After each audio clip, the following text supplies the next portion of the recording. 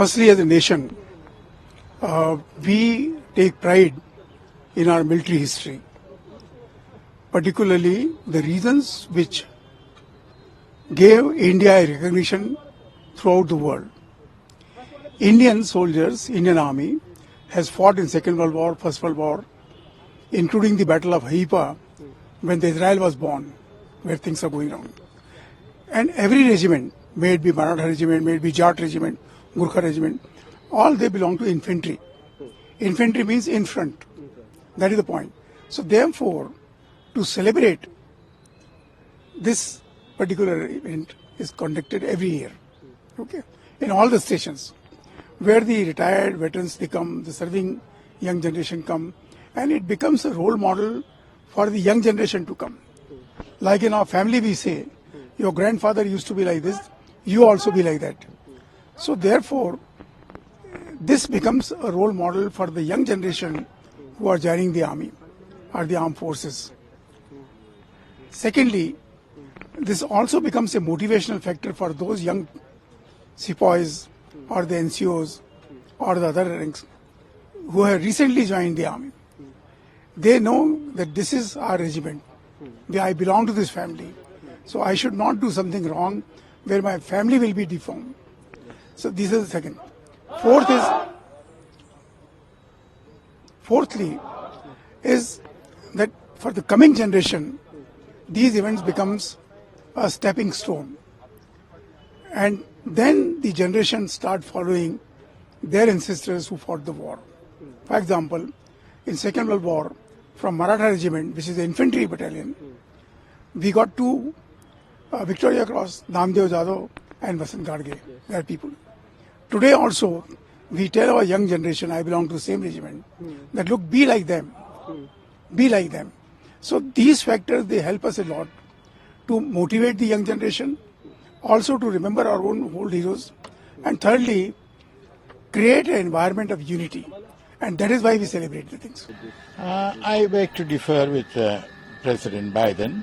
In fact, when he was elected way back, I had written an article saying that here is, a president, or rather president-elect, walking into the White House with such long years of experience in foreign policy.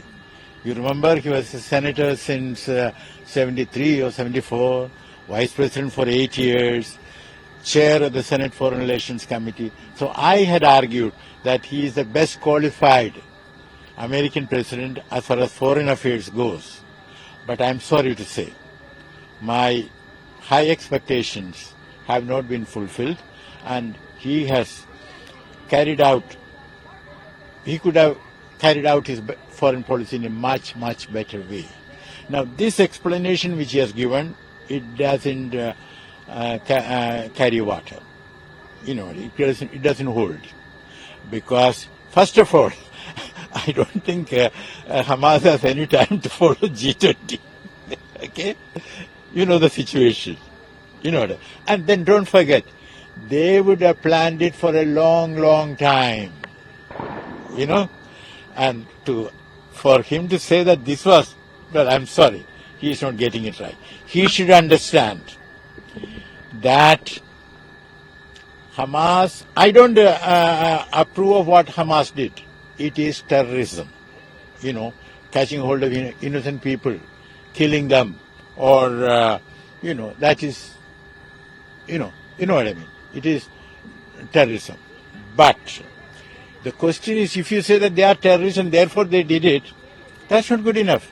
Then you should ask, how did they become terrorists? And there you will understand that it's the occupation of Israel. I will not go back to 48, 49. Well, you can go back, but at least you can go back to 1967, when under Security Council Resolution 242, Israel should have withdrawn from Gaza, West Bank, and Golan Heights. They didn't. Then again, 1973, Resolution 338, repeating 242, they didn't. Then the Oslo Accords, 1993-95, they signed, but they didn't take action. So it is Israel which is As Secretary General said, it didn't happen in a vacuum. It is Israel, when you look at the big picture, which is in a major way responsible for what happened.